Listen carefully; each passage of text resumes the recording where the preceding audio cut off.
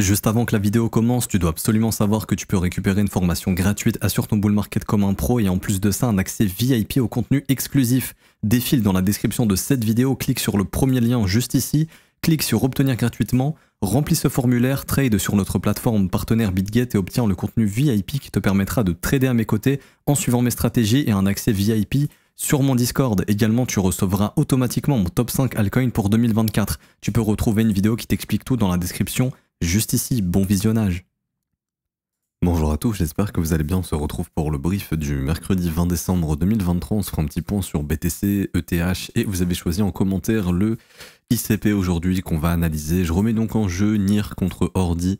C'est vous qui décidez en commentaire pour la prochaine analyse et vous pouvez aussi me proposer des altcoins pour que je puisse les mettre contre le gagnant justement. Parce que là je suis un peu à court d'idées, donc n'hésitez pas à me proposer des assets, même si c'est pas un très gros market cap, que c'est pas très connu, n'hésitez pas. Ça peut être sympa de découvrir de nouvelles cryptos. Alors du coup, et avant que le brief commence, je vous invite à mettre un pouce bleu et à vous abonner si ce n'est pas déjà fait, ça récompense le travail qui est fourni, et à mettre un petit commentaire, vraiment ça récompense, ça fait super plaisir, n'hésitez pas.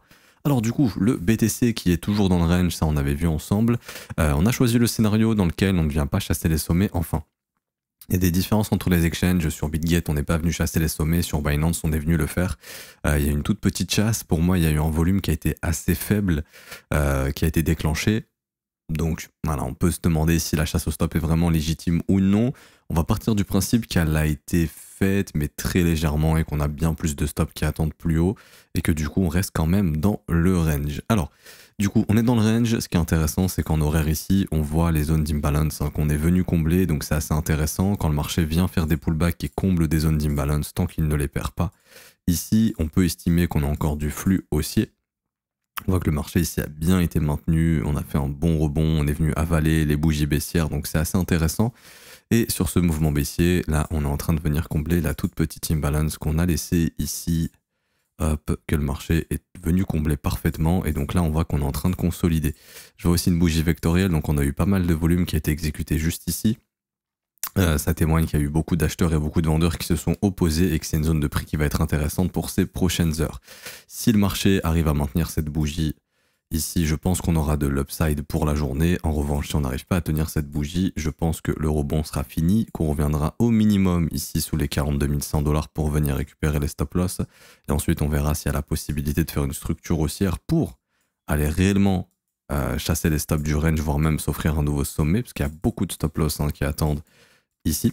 Et si jamais on n'y arrive pas, c'est-à-dire que le prix ne réagit pas ici, qu'on continue et qu'on casse les imbalances, là il y a tout ce qu'il faut pour aller chercher le plus bas de la semaine qui est ici aux alentours des 40 500 $, et surtout le plus bas de la semaine dernière, tous les creux qui se sont formés ici, stop, stop, stop, tous les stops d'ici, et aussi l'open weekly d'il y a 2 semaines qui est aux 39 970 $, qui est sous un chiffre rond, donc on doit avoir aussi beaucoup de stop loss sous les 40 000 $. Donc ça va être intéressant de voir si cette zone d'imbalance elle tient. Pour résumer, tant que cette zone elle tient, il n'y a pas de risque de correctif plus profond.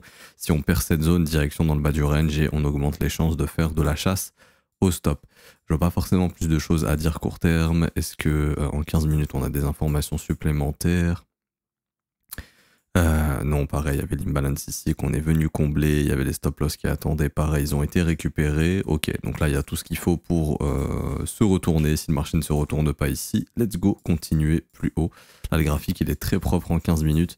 Structure baissière, on a le M-top qui se forme. Ok, donc on a l'information que le marché change au niveau de la structure et du comportement du prix. On n'est plus dans un prix qui monte comme ça, mais on est dans un prix qui fait creux et sommet descendant. Ok.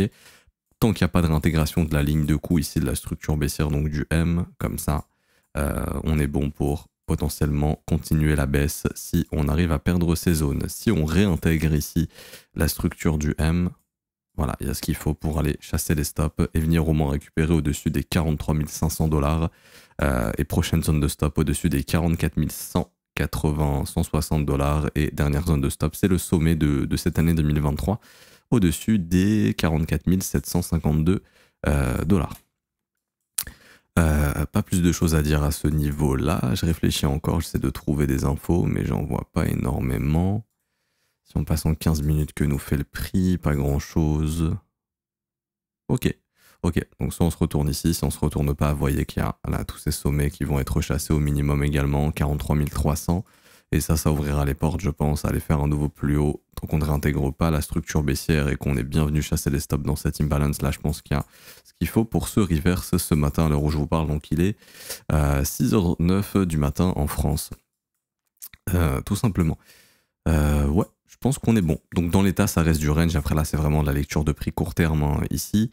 Voilà, tout simplement. Pour ceux qui veulent shorter le marché, bah, le prix est dans une zone où c'était une très bonne zone pour shorter, entre 42 772, 42 869, et si cette zone est perdue, faut sortir parce qu'il y aura probablement un nouveau plus haut. S'il y a pas si on perd pas cette zone, je pense qu'il y a ce qu'il faut là pour aller récupérer les stop loss ici et avoir un bon risky reward. Bon, malheureusement, je sais pas si le brief sortira à temps à ce moment-là. Et sinon, pour résumer, comme je le dis, ça reste toujours du range ici. Hein, donc dans l'idée, on essaie de trouver des ventes dans le haut du range ou en déviation réintégration pour acheter son short dans le bas du range et repasser long en cas de déviation réintégration, tout simplement. C'est les meilleures opportunités que peut proposer le marché dans un range. Pas plus de choses à dire. Les pubs s'intensifient au niveau des ETF. Je sais pas si je vais pouvoir vous retrouver ça. Hier, je l'ai partagé à mes collègues.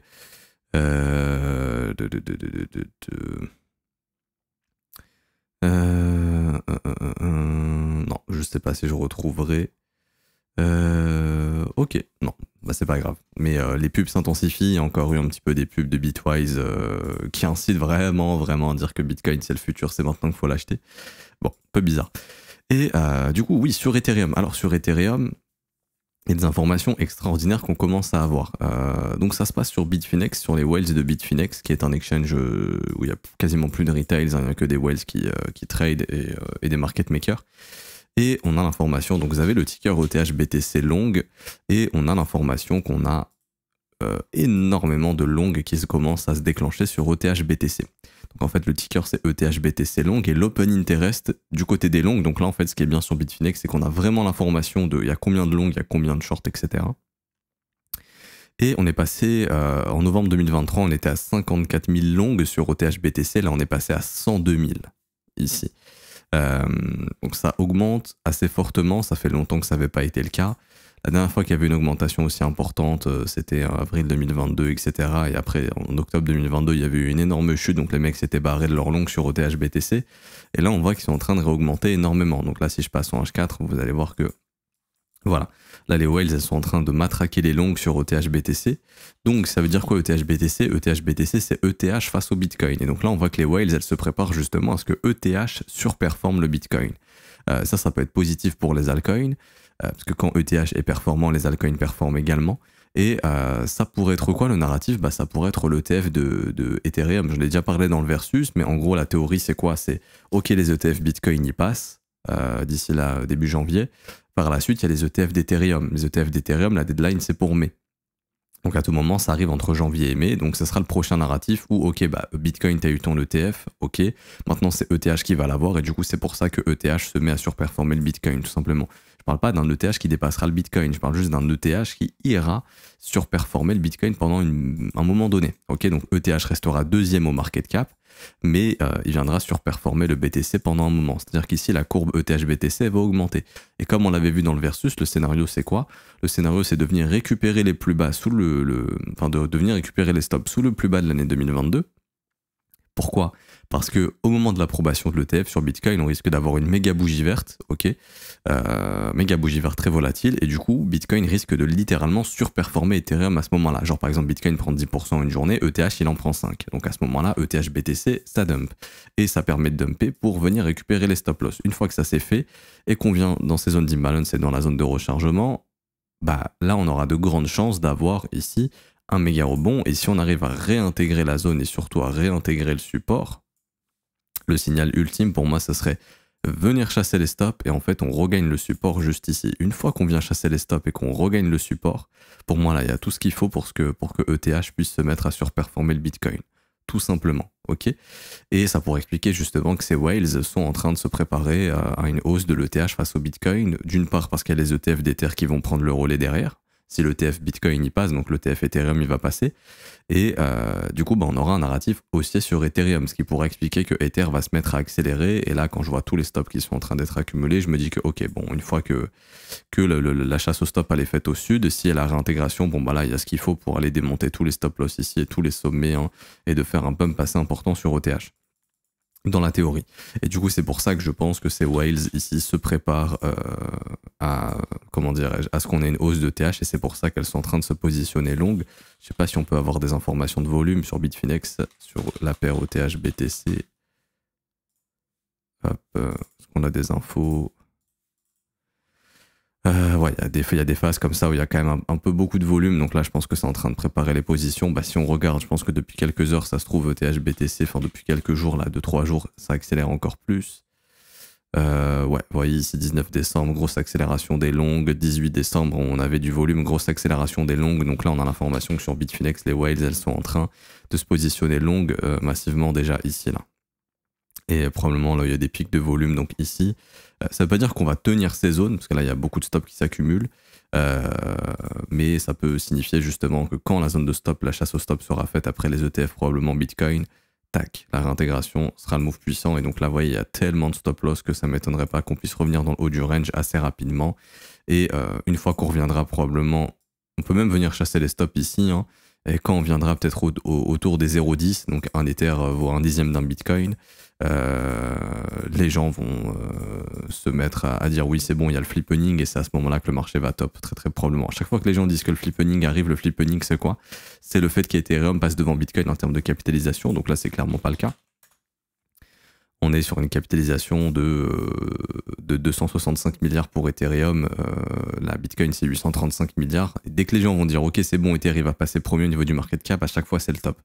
Et ça se passe généralement quand Ether vaut un dixième d'un Bitcoin, très généralement. Donc voilà, après ça veut pas dire qu'Ether va coûter 0,10 Bitcoin, hein, bien évidemment, mais ce serait pas impossible, à voir. En tout cas, voilà, je surveille ce scénario de chasse réintégration, et si c'est le cas, pour moi, il faut switcher ces Bitcoins en Ether, parce que Ether va surperformer, et vous ferez plus d'argent en étant exposé à l'Ethereum. Ça peut peut-être indiquer que Bitcoin va se mettre à consolider après les ETF, comme ça, et que lui, Ethereum, va, à contrario, se mettre à pumper, vraiment partir dans une tendance plus forte, et il pourra peut-être emmener les altcoins avec lui. Tout simplement. Pas plus de choses à dire après avoir la réaction du prix. Par contre, si le Bitcoin il top après les ETF, il y a de grandes chances que Ethereum top aussi, et peut-être qu'on n'aura pas forcément beaucoup de performance, mais je pense pas que ces whales soient en train de se positionner longues pour rien. Ça m'étonnerait, ça m'étonnerait. Et du coup, pour revenir sur ETH, alors, tac. Alors ETH, toujours dans son range, ça on avait vu, c'est le même range que sur Bitcoin. On revient créer des stops sous les plus bas, pareil sur ETH. On est venu récupérer les stops intermédiaires ici de ce mouvement, on est venu combler l'imbalance, ok gros rebond. On est venu récupérer les stops également au nord, ici. Là, il y avait tous les stops qui étaient accumulés, tac, on est venu les taper, on est venu dans la zone d'imbalance, le prix rejette, je vois pas encore de signal de retournement ici. Ça suivra le Bitcoin de toute façon, c'est une zone dans laquelle on peut se retourner sur ETH ici, hein. Si on n'arrive pas à casser cette zone, il y a une grande chance qu'on puisse aller au moins récupérer les stops sous les 2160 $, soit ça tient et let's go, si ça tient pas derrière, direction chasser les plus bas, ok. Ça dépendra du Bitcoin. Tant que je vois pas de retournement, on peut très bien casser cette zone, et il y a tellement de stop loss qui attendent au nord et se rediriger dans le haut du range, et ça s'expliquerait par un Bitcoin qui lui aussi arrivera à casser cette zone ici, à réintégrer la structure baissière et aller récupérer tous les stop loss et s'offrir un nouveau sommet ici, tout simplement. Par contre, si on est en train de créer artificiellement, ça vous rappelez, je vous l'ai expliqué, hein, ça peut être un price action de market making, c'est-à-dire en gros on s'assure de laisser une zone intacte avant un événement important, par exemple l'ETF, pour que tous les gens qui shortent avant l'événement puissent foutre leur stop loss ici, et que pendant l'événement, on aille déclencher des stops pour que de très gros portefeuilles puissent avoir un volume énorme d'exécution et puissent faire ce qu'on appelle de l'exit liquidity, donc c'est-à-dire se servir justement de la liquidité des autres pour sortir leur propre liquidité et vendre leur propre BTC.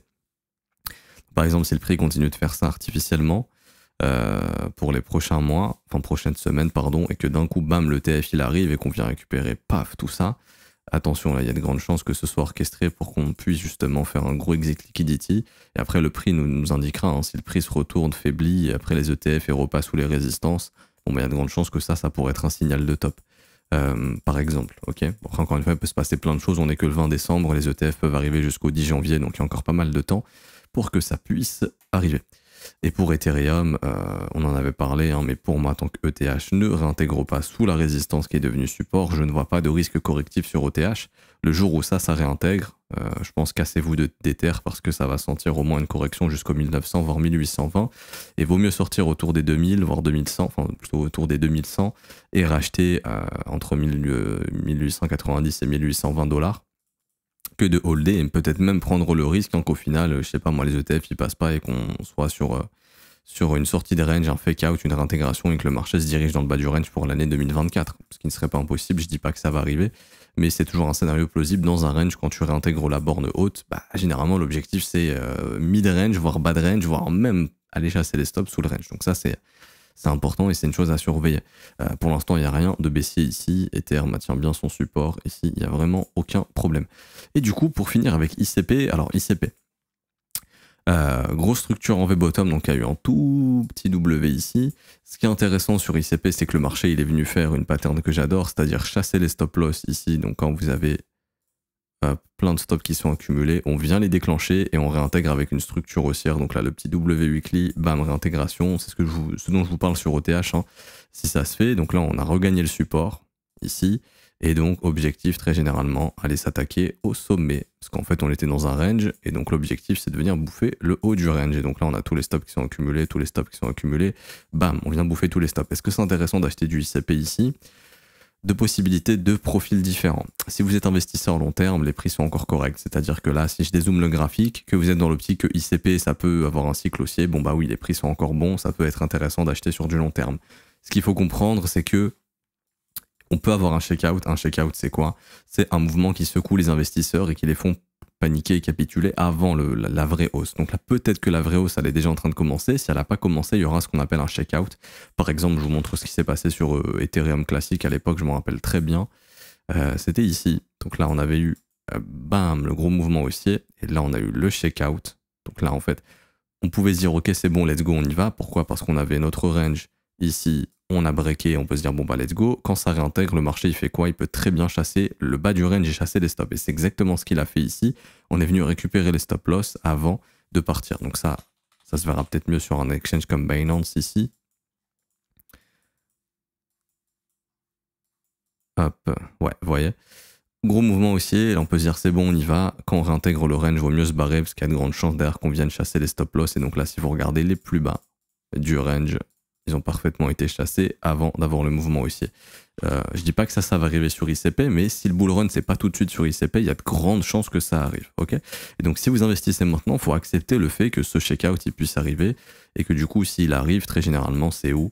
Ça pourrait être par exemple zone de rechargement au mieux et entre guillemets au pire si vraiment le checkout il est puissant, ça sera probablement sur le support qui avait été cassé ici.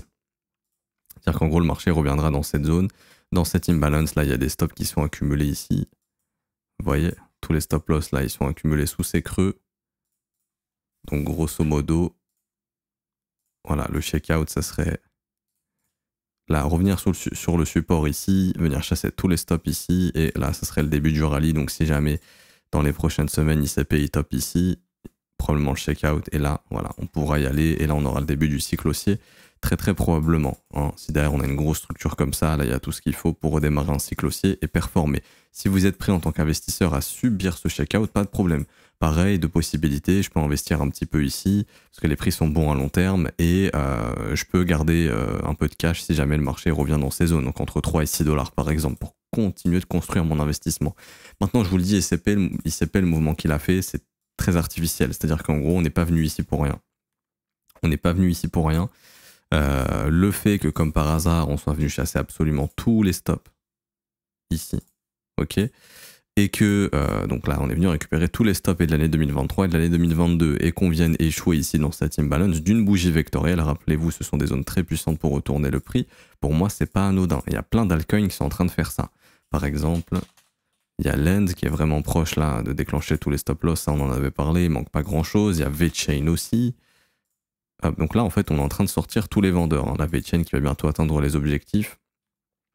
Il manque pas grand chose pour venir chercher tous les stops, et en fait pour venir chercher une zone similaire à ICP. Par exemple il y a IOTA, un coin qui est un peu mort de l'époque, qui a réussi quasiment à faire ça. Ici, là vous voyez on est en train de quasiment de venir récupérer tous les stops. Donc on est venu récupérer tous les stops de l'année 2023. Là il manquait quelques petits sommets qu'on n'est pas encore venu chercher. Peut-être qu'il y aura une deuxième vague pour aller les chercher. Mais il y a pas mal d'assets qui se retrouvent dans cette case en fait, qui ont pumpé sans trop de narratif, qui ont suivi les flux haussiers et qui se sont retrouvés dans les zones parfaites pour prendre de court tous ceux qui ont shorté depuis des mois pour les exploser et les défoncer. Ça peut être un exit liquidity, c'est-à-dire qu'en gros, on s'assure de sortir tous les vendeurs et grâce au stop des vendeurs, ça nous permet justement de nous casser de ce marché. Et après, le marché, par exemple, pourrait faire ça et repartir à la baisse. Parce que là, c'est la zone parfaite pour retourner le prix. Ok. Ce qui pourrait être un signal baissier, c'est si le marché n'arrive pas à tenir les cassures de résistance. Donc là, grosso modo, si pour moi ICP, il n'arrive pas à tenir là, cette zone qui a été breakée, je pense qu'il y a de grandes chances malheureusement que voilà, c'était un exit pump et qu'on aura un retracement au minimum dans la zone de rechargement, voire même sur le support précédent, donc autour des 3,50 $ courant 2024.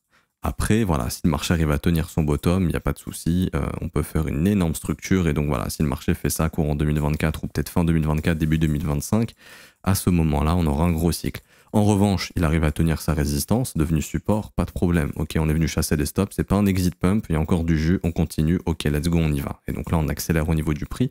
C'est pour ça que, comme je le dis, pour un investisseur, le prix, il est bon. Ok, si on tient la résistance, il n'y aura pas de prix plus bas, on pourra continuer de monter. Et après, clairement, les objectifs, pour moi, là, si on arrive encore à monter, c'est direction 14 $, ensuite direction 18 $, et après direction 24 $. Donc peut encore y avoir du jus.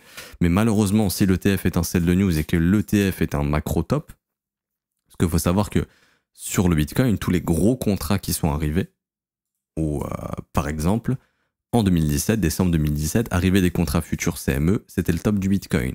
2021, novembre 2021, arrivait des ETF futurs, et pas spot, mais ETF futurs, c'était le top en novembre 2021.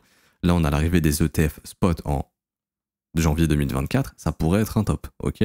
Je dis pas que ce sera le cas, mais si c'est le cas, que le Bitcoin forme un top et que le marché se met à retracer par la suite, ICP est venu chercher la zone idéale avant d'avoir un retournement de marché pour s'assurer que tous les vendeurs soient out avant de refaire une correction baissière. Parce qu'en fait, là, tous les gars qui ont shorté ont foutu leur stop où? Ici, si on est venu les chercher. C'est pour ça que vous avez des volumes monstrueux. Ici, donc, on a des bougies vectorielles en weekly. Donc là, on a vraiment eu le volume s'est vraiment réveillé. Vous voyez ici, là, en weekly, c'est énorme. Parce que, ok, certes, c'est très volatile, mais surtout, c'était une zone de stop, mais énorme. Ici, c'était vraiment une grosse zone de stop. Donc, c'est pas anodin qu'on ait autant de volume. Ici, on a dû avoir énormément de liquidation. Si je passe en daily, par exemple, là, sur la mèche qui est venue chasser les stops, voilà, on a eu un record de volume sur ICP. Ok, donc derrière, si on n'arrive pas à tenir la zone, il y a tous ceux qui sont rentrés en FOMO qui vont être coincés, et il y a tous ceux qui avaient shorté, qui se sont fait défoncer. Et là, il y aurait ce qu'il faut pour retourner le prix. Ok, donc ça, il faudrait faire extrêmement attention, vraiment, à comment va se comporter le prix. Comme je vous le dis, si le prix ne tient pas les résistances qu'il a cassées, il y a de grandes chances que malheureusement, c'était un exit pump et qu'on va avoir un retracement d'ICP. Le fait qu'on ait fait ça, ça augmente les chances qu'on ait trouvé un bottom. J'aime bien voir la déviation, réintégration, bam, gros mouvement qui vient péter les sommets ici. Donc là, ça ouvre les portes à trouver un creux ascendant. Dans la zone de rechargement, donc entre 6,23 $ et 14,77 $. Et également, si jamais voilà, ça corrige plus, ça serait pour moi sous les 3,70 $ pour revenir tester cette zone de support, combler l'imbalance en weekly ici et venir récupérer tous les stops qu'on voit qui sont accumulés juste ici. Ce serait la zone idéale. Donc il faut être préparé à cet éventuel checkout. Si le Bitcoin sur le TFC un top et que derrière le marché ne performe plus, à ce moment-là, on s'attendra à une correction. Indicateur que je vous invite à surveiller, c'est sur ChartCoin Trader Pro. Ça, j'en parle dans la formation gratuite pour ceux qui ne l'ont pas encore récupéré. C'est la capitalisation de Tether. Donc en fait, ça nous permet de savoir est-ce qu'il y a encore des impressions de Tether ou pas. Donc est-ce que l'argent rentre, est-ce qu'il y a encore de l'intérêt sur le marché. Et là, on voit que depuis quelques jours, ça se met à ralentir. Il y a une impression qui s'est un petit peu calmée là sur Tether. Ici. Vous voyez, ça fait depuis le 16 décembre qu'on n'a pas eu d'impression de Tether, donc légèrement ici, voilà, quelques millions. Mais là, courant décembre, on avait que de l'impression. Là, ça se calme depuis quelques jours. Donc, est-ce que ça va reprendre? avec les arrivées des ETF. Si c'est le cas, c'est qu'il y a encore de l'intérêt institutionnel et l'argent rentre, et donc là, ça pourra alimenter le marché crypto.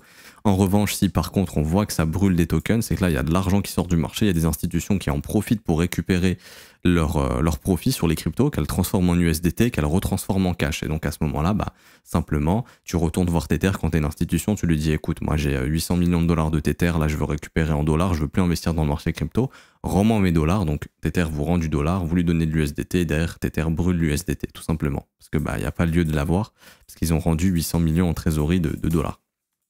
Et là, c'est ce qu'il faudrait surveiller. Quand c'est le cas, c'est très généralement qu'il y a un exit du marché. Donc là, je vous invite à regarder ça. Mais par exemple, ici, août 2023, bah, il y a eu pas mal de Tether brûlés. Donc il y a des gens qui se sont cassés du marché, tout simplement. C'était le top autour des 31 000 dollars de mémoire. Et pareil, pendant les bear markets, hein, ça brûle des Tether. Donc là, vous voyez, mai 2022, c'était le dernier pump des altcoins. Après, toutes les alts se sont éclatées au sol.